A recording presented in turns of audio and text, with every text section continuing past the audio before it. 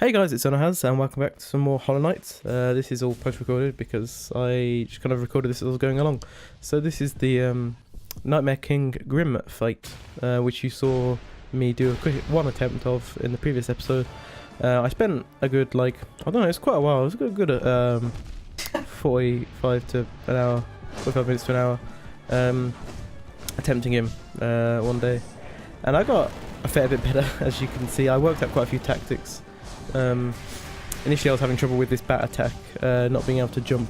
Like, you have to jump at the correct height in order to not get hit by the bats. And if you get to him too early, then he will teleport away and shoot two more at you.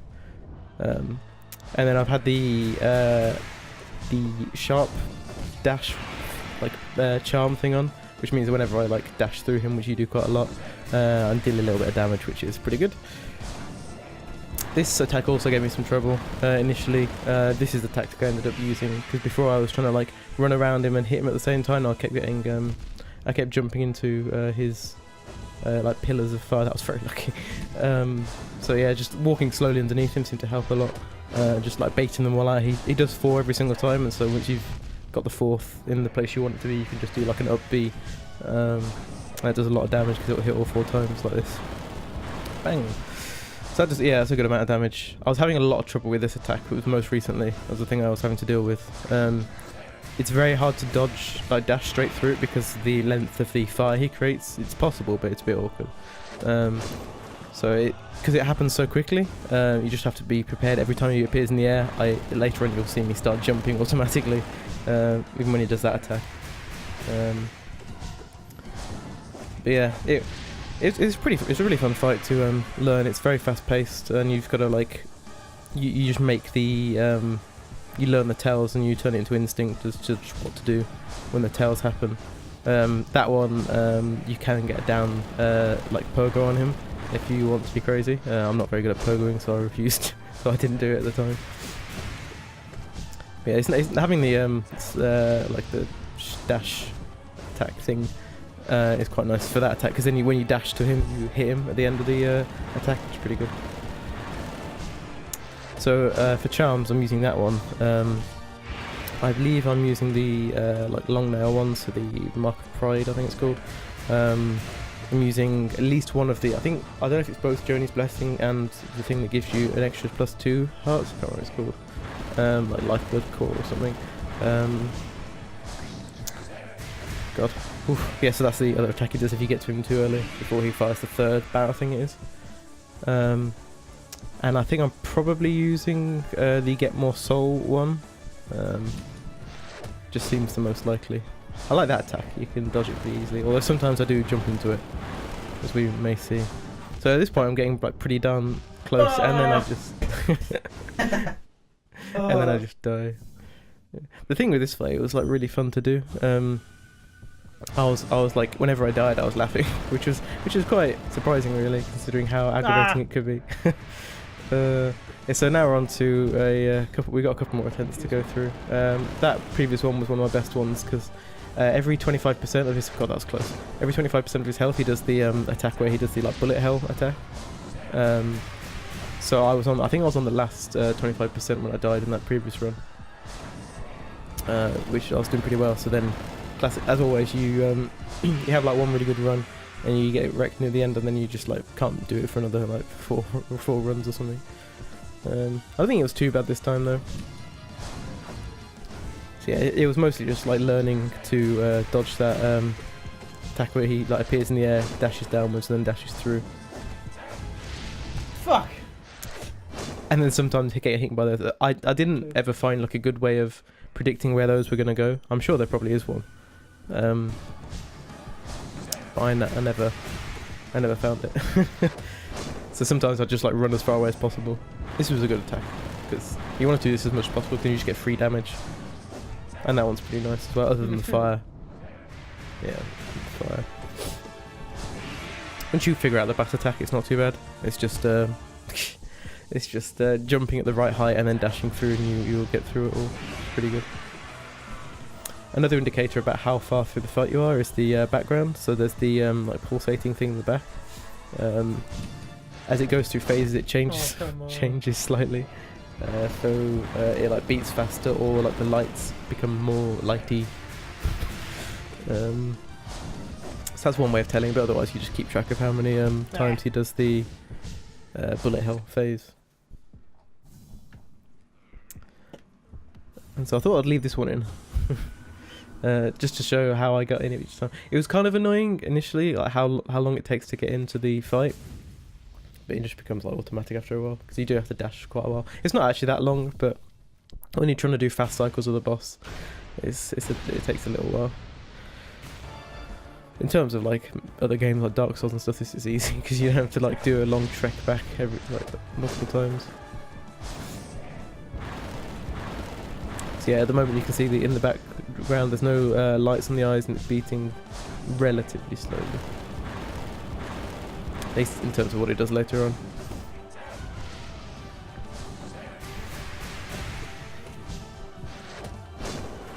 So in terms of Nightmare King Grimm is seen by a lot of people as the hardest boss in the game, or at least like one of the top, like in the top 2.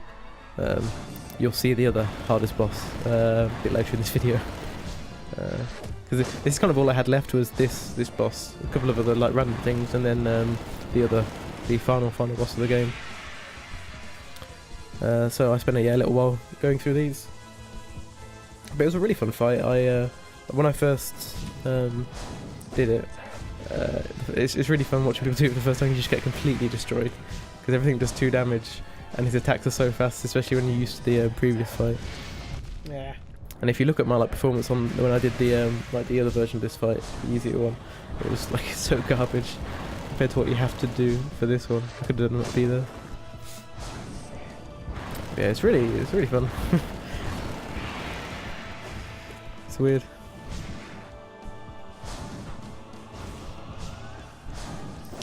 And there are like general kind of patterns he has. So quite often after I can't quite remember them now. A lot of the time after the bullet hell attack, the next one he'll do is the down slash, like the slashing down from air.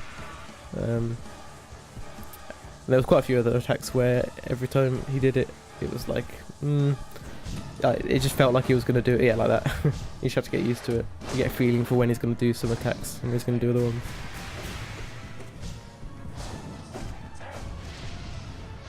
And that was an example of just running as far away as possible from the fire to avoid getting hit.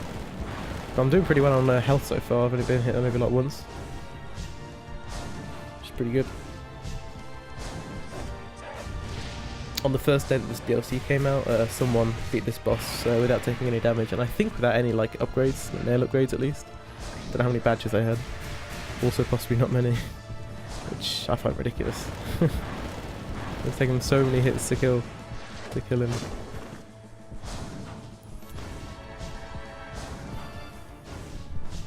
So I haven't actually been paying attention, but I think probably on like at least one more bullet hell phase to go.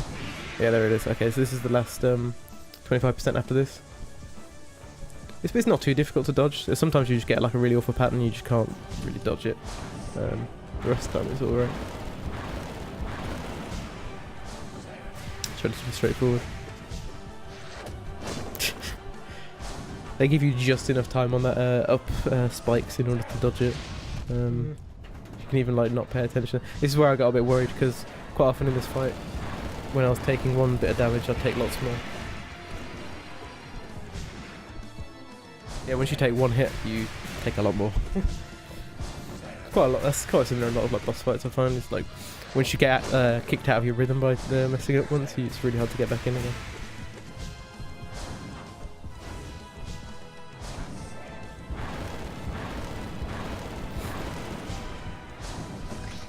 And there we are.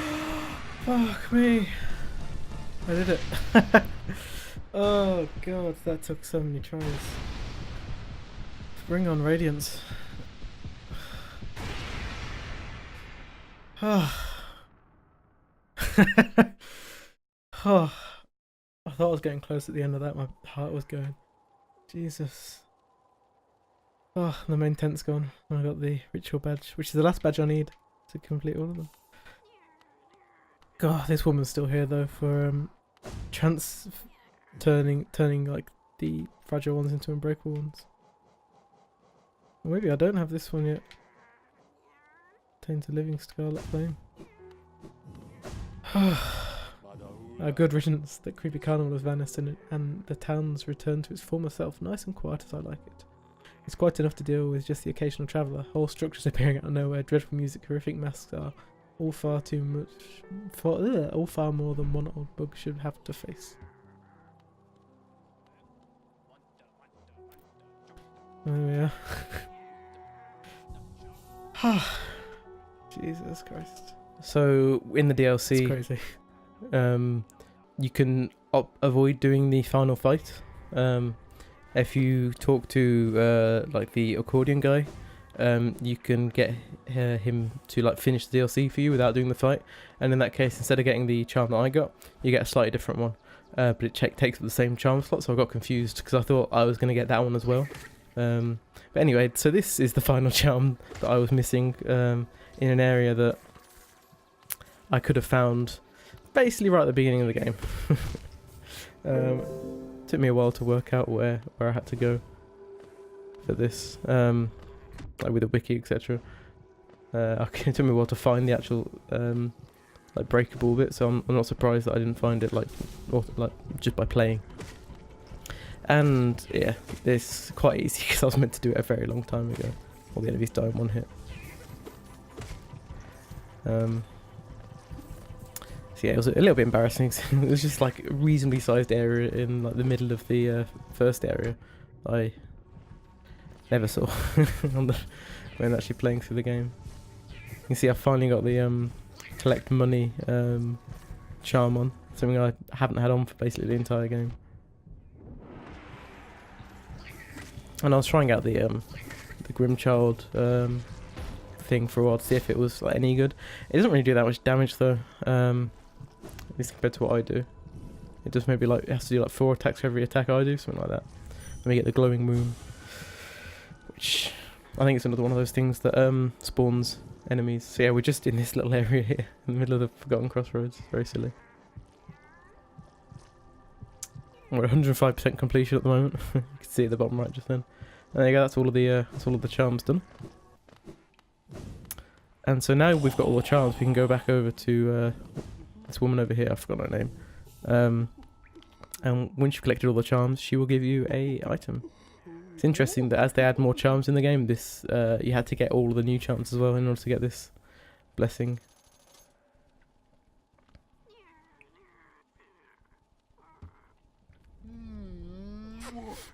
Let me get kissed by her.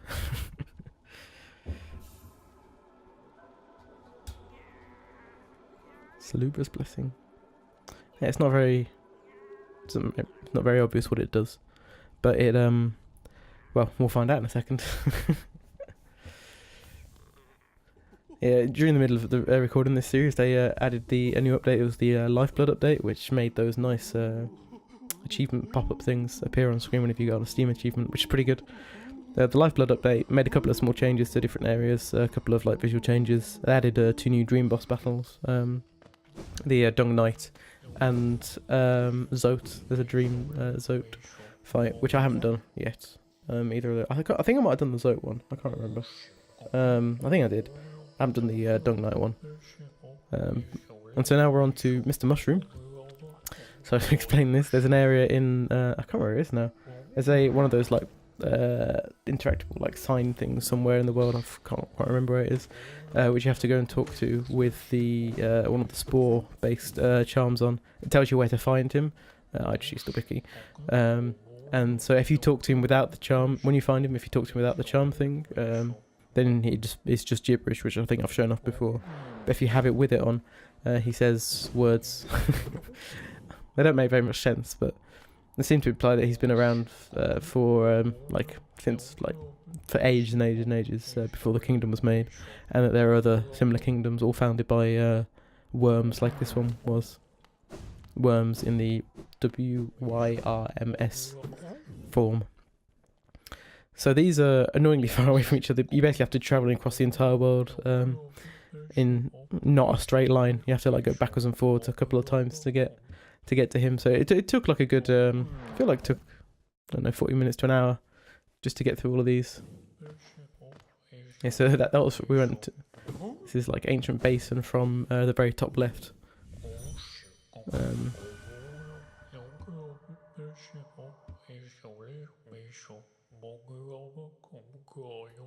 But I do like the noises he makes. They're very good. And so this is I think you get an achievement for it, but it's largely like completely extra. And one of the extra thing you get is a very short cutscene once you beat the game. And that's it really. I can't remember why he exists.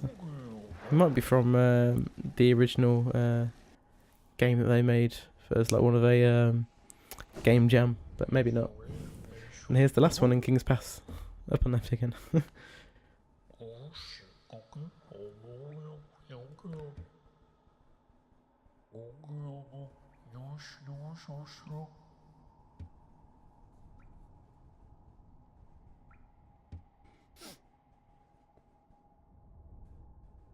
It's not the first or last ancient kingdom. And then he's gone. He exits by flying. Interesting.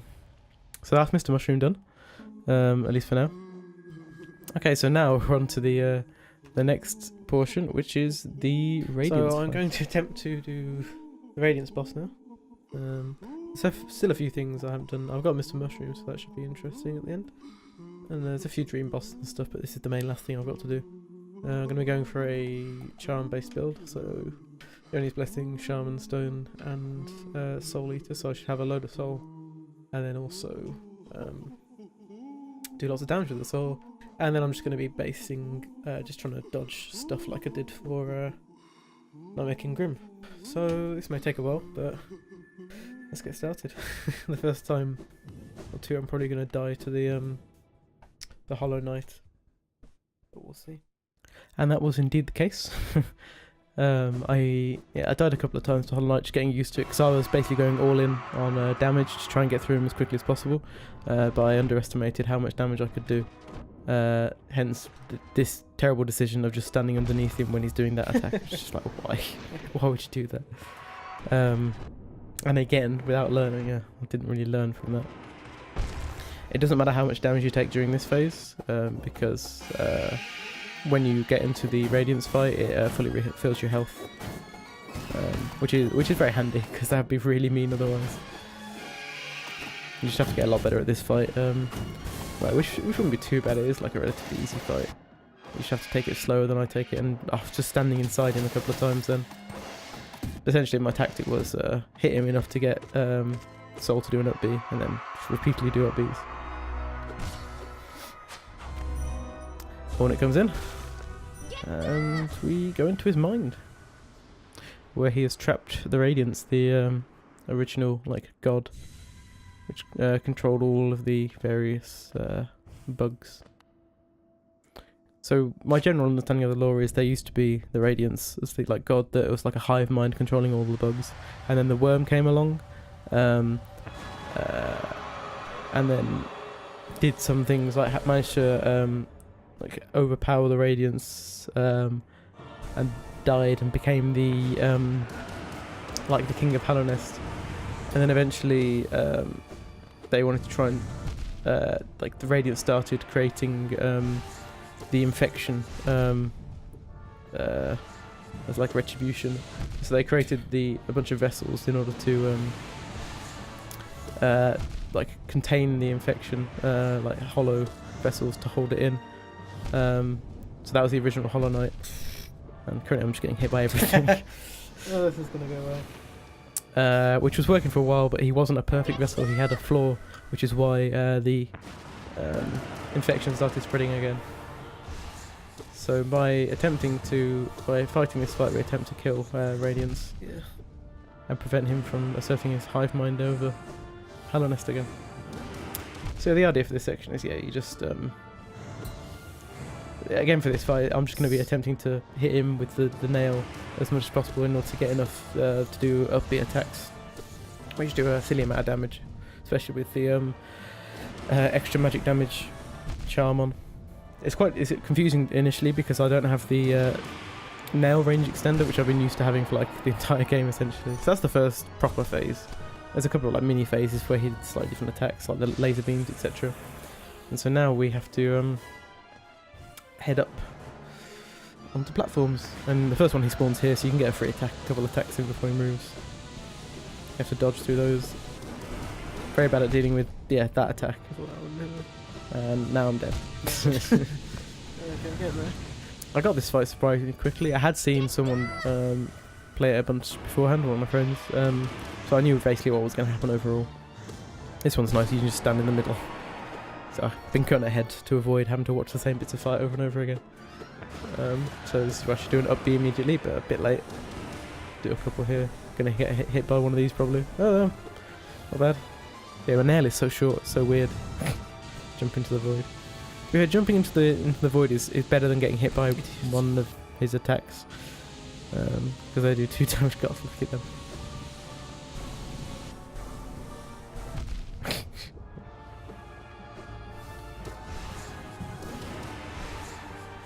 That's just avoiding the balls.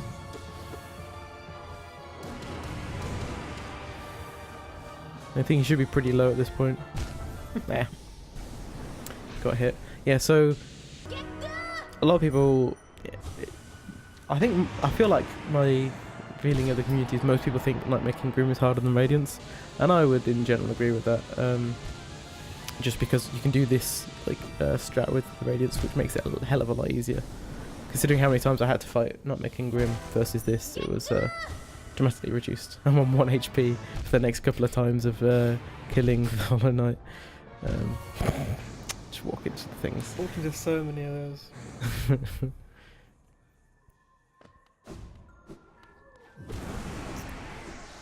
You just need to get good. Yeah, so yeah, Hornet does like to say get good, which is good advice, I think. It's the best advice you can give for this section. So I'm just gonna, now we're showing another Hollow Knight fight, just so you get an idea of like what kind of tactic I was using in later points. The down B is very good because you can't get damaged while you're in the down B. You can get damaged straight after it though. Oh god. And it does a lot of damage as well, similar to the up B. Maybe slightly less, but you're invulnerable while you're doing it, so it works out. Interesting tactics. Yeah, pogoing is one of the ideals, but then again I do a bit less. Oh, I don't have the nail range, so poging's a lot harder. The awkward bit with that attack is he falls forward and his hitbox moves slightly further forward, so you have to be careful if you're doing up Bs repeatedly. This is where it's getting a bit worrying. Yeah, I did a down B to avoid the damage. Definitely not intentionally though. 1 HP. It's got to be pretty close to phase now, I think though.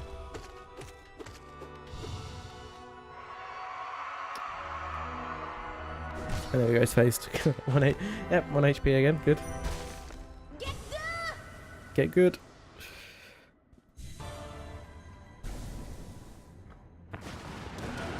And if you've known my editing style with bosses by now, you probably realise that this is quite likely the one that was successful. Sorry to spoil it if anyone was in doubt, but there we are. But I like showing like initial fights, just to see like, and then like the final fights, just to see how I progress in tactics and things, and skill in some cases, but not most of them. So that was a pretty quick phase. Got a lot of needed a lot of nice attacks. I didn't have to move very much then, which speeded things up a bit. I think it took, was it like one hit, so 2 damage. Get a free up B in when he spawns. You see him already holding up and holding up to prepare for that. These attacks aren't too difficult to dodge usually. More up Bs. Got very lucky there. Yeah, I get pretty lucky with the attacks in this fight, to be honest. Apart from that was slightly awkward, but and then this is the next phase now. Yeah, I got super lucky with the attacks. This phase is like too easy in my opinion. It's just like random lasers that are really easy to dodge, but I think that's kind of the point. So we've got all the siblings flying up to help us, flying up with us, and here he is. Just hit him once. I think I might have done it, I'm not really sure. Hollow Knight comes to help us. I think this is the end as long as I just mash the button. It's interesting, you can see the Hollow Knight's come to help us. You can see the floor. And I'm just going to mash X. Spec reload. And I think that's done. Beating the Radiance. That wasn't too bad in the end. Especially with this cheese build. It was quite nice as well on that phase. There we are.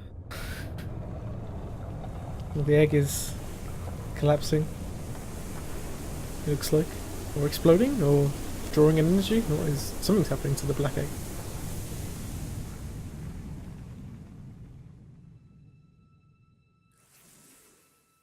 Lights. We've lost the darkness. The lights were darkened before. This hornet.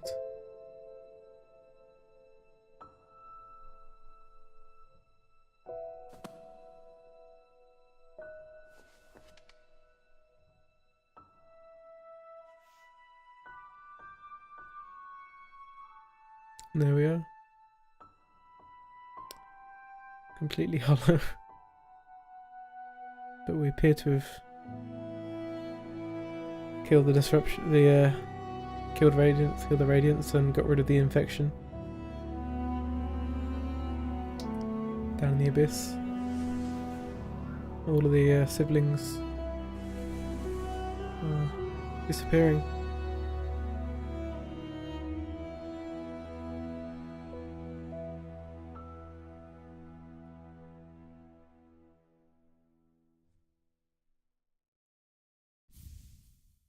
Dream no more. Achievement. You can actually see those on screen now because of the most recent update.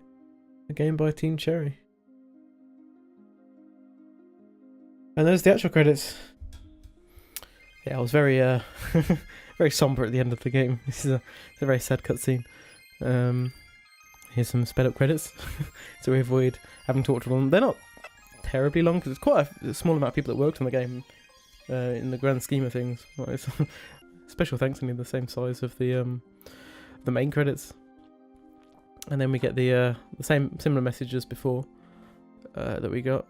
Congratulations, you persevered and triumphed. We hope you enjoyed yourself. We'll meet you again on the road soon ahead. Oh, here we are. Here's the extra scene at the end of the credits. Talking to all the Mr. Rusham the 7 times. It's mildly terrifying. Okay, good. Even unlocked completion. Percentage 106%. 33 hours, 1 minute and 48 seconds. Whew. And I still haven't done like two dream bosses, or at least one, maybe 2 dream bosses. But they're going to add more stuff in future DLCs, so maybe I'll see you guys again in the future when some more content gets added. But other than that, thank you very much for watching. I'll see you guys next time. Bye-bye.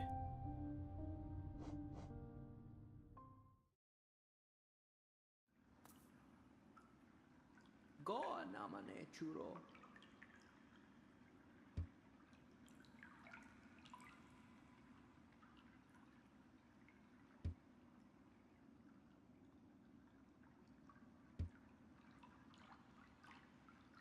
Dosta.